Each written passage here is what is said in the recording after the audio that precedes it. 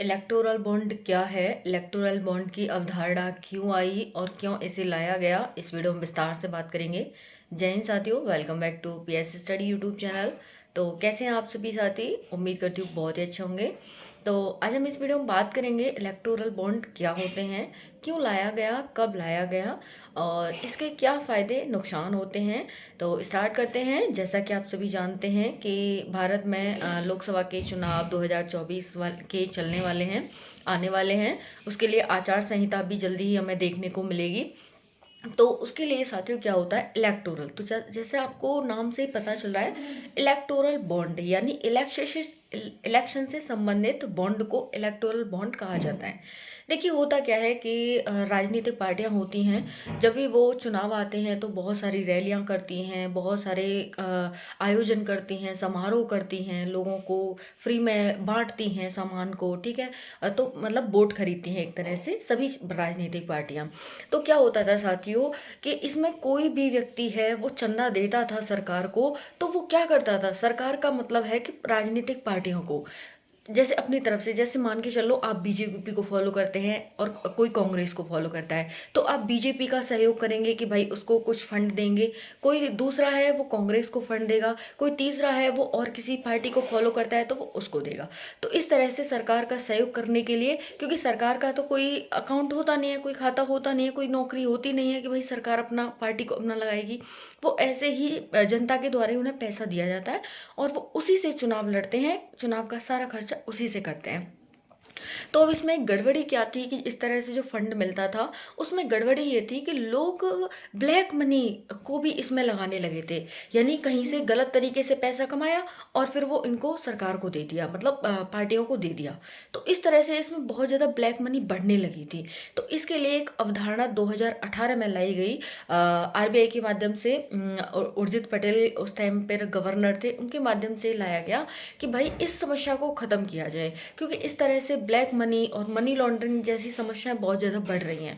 तो इसी के माध्यम से 2018 में इलेक्टोरल बॉन्ड की अवधारणा लाई गई थी। इसमें होता क्या है कि ये एसबीआई के माध्यम से ही एक पत्र टाइप का होता है, एक बॉन्ड टाइप का होता है, जिसमें लिखा होता है कि कितने रुपए का आप बॉन्ड खरीद रहे हैं और किस पार्टी को देना चाहते हैं, इस तरह से पूरा एक लिखा होता है।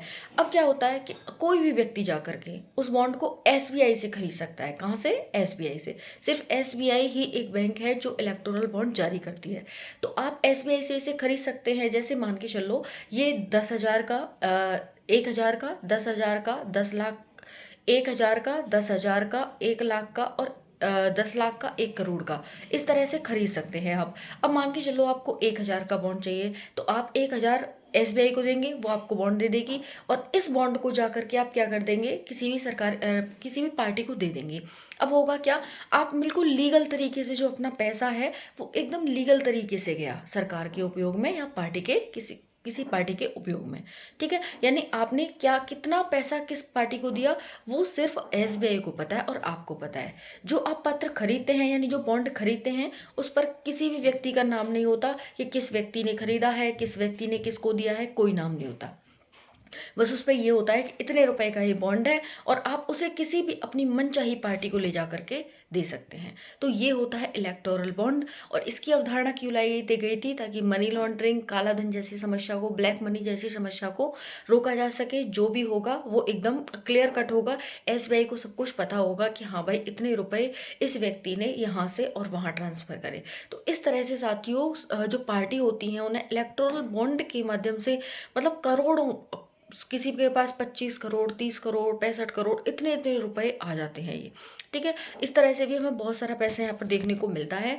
और इलेक्टोरल बॉन्ड सिर्फ 4 बार ही साल में जारी किए जाते हैं।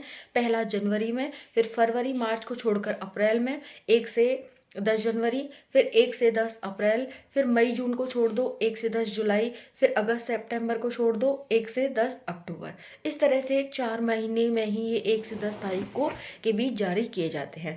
तो यही है, बट इसका भी बहुत ज़्यादा इफेक्ट देखने को मिल रहा है हमें इलेक्टोरल बॉन्ड का, जो कि हम नेक्स्ट वीडियो में आप सभी से डिस्कस करेंगे। तो इसके बारे में आपका कोई और विचार हो तो आप कमेंट सेशन में ज़रूर बताइएगा। जय हिंद, जय भारत।